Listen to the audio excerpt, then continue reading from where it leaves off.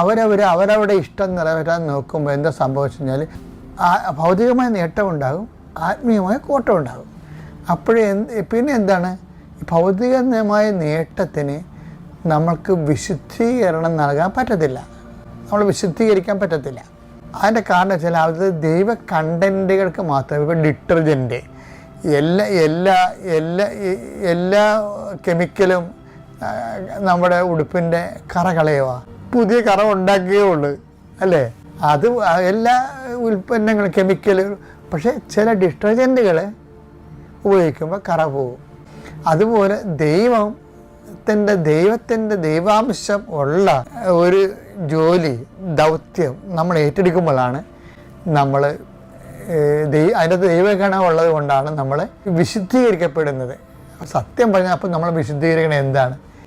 ദൈവഹിതമാണ് നമ്മൾ വിശുദ്ധീകരിക്കുന്നത്.